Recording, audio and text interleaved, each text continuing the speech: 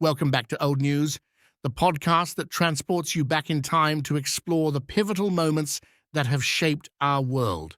So dust off your Vela tracksuit or lace up your platform shoes and join us on our journey back to 1978.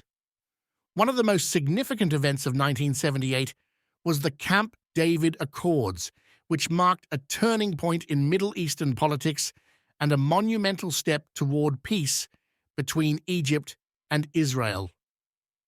The roots of the Egyptian-Israeli conflict traced back to the creation of the State of Israel in 1948 and were exacerbated by the subsequent Arab-Israeli wars, especially the 1973 Yom Kippur War.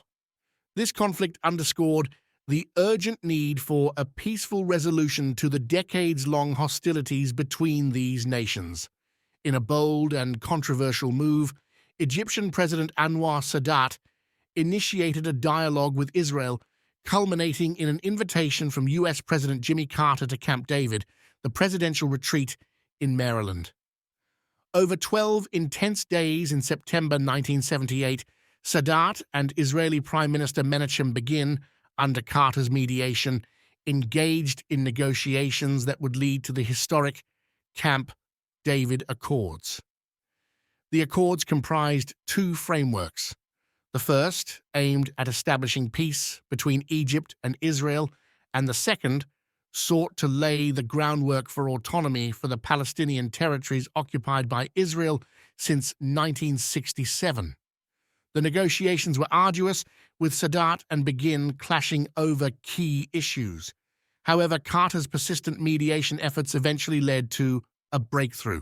The first framework, a framework for peace in the Middle East, outlined the steps towards achieving peace in the region, including the withdrawal of Israeli troops from the Sinai Peninsula and the recognition of Israel by Egypt. The second, a framework for the conclusion of a peace treaty between Egypt and Israel, detailed the principles of the future peace treaty, including full diplomatic recognition between the two countries. This historic agreement was a testament to the power of diplomacy and the possibility of peace, even between the fiercest of adversaries.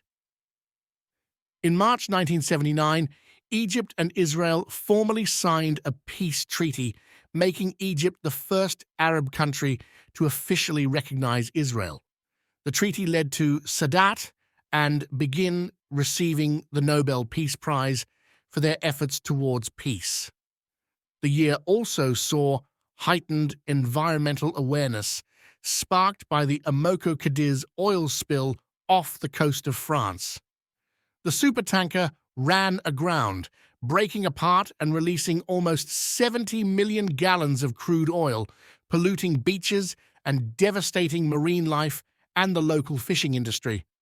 The disaster underscored the fragility of our planet's ecosystems and the need for stringent environmental protection measures.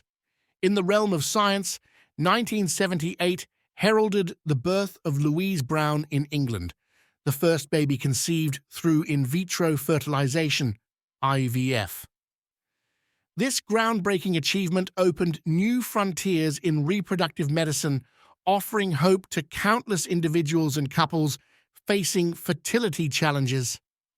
Technologically, the computer age continued, with personal computing becoming more accessible to the public. Space Invaders was released by Taito in Japan.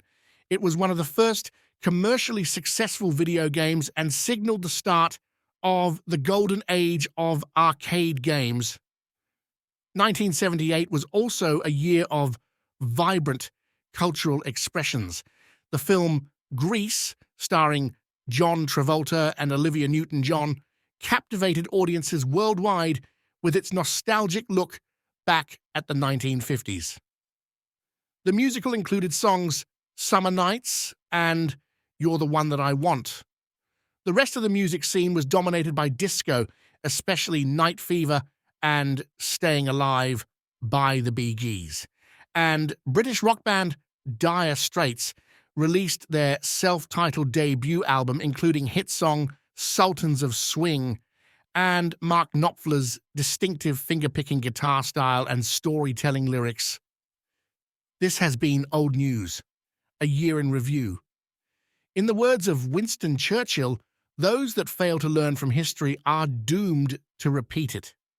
Stay curious, and we'll see you next year